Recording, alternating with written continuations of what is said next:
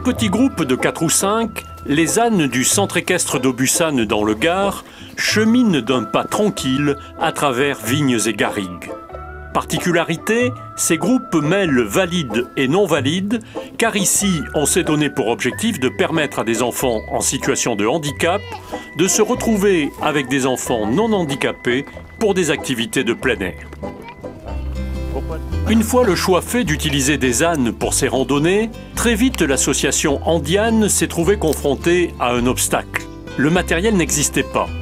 Il a fallu créer, avec les étudiants de l'école des mines d'Alès, des bas et des selles adaptés pour recevoir ces enfants polyhandicapés, souvent maintenus par un corset ou par une coque.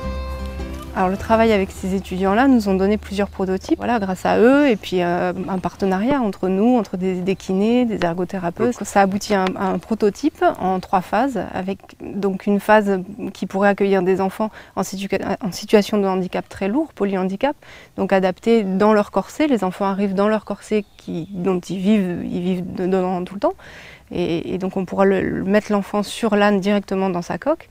Une deuxième phase qui ressemble un peu à une selle de tracteur, vous voyez, avec les jambes qui passent devant. Donc ça, c'est pour les enfants un peu moins touchés, mais quand même touchés, avec une colonne qui les maintiendra.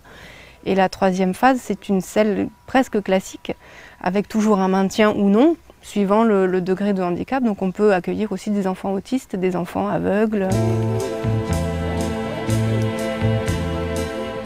Ces randonnées qui suivent des circuits adaptés sont conçues comme un loisir éducatif pour découvrir la flore, les oiseaux, les odeurs.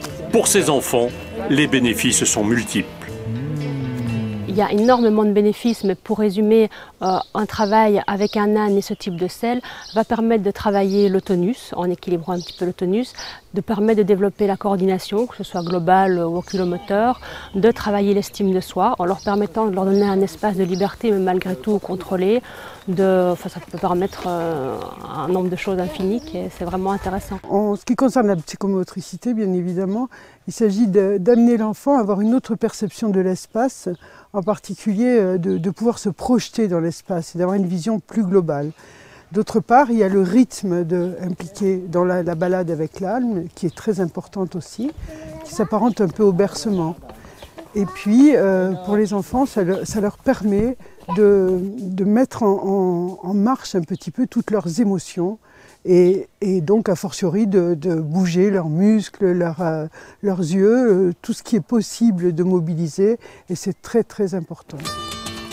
En accédant ainsi à des endroits interdits jusqu'alors aux fauteuils, c'est l'accessibilité qui progresse dans un domaine, les loisirs et le tourisme, où beaucoup reste à faire. D'où le soutien à ce projet des responsables de tourisme et handicap. Souvent, je prends le principe de la devise française « Liberté, égalité, fraternité ». La liberté, c'est de pouvoir pratiquer des promenades à âne, comme ici, de pouvoir aussi, égalité, de pouvoir, comme tout le monde, pouvoir profiter des lieux qui étaient jusqu'à l'heure actuelle inaccessibles.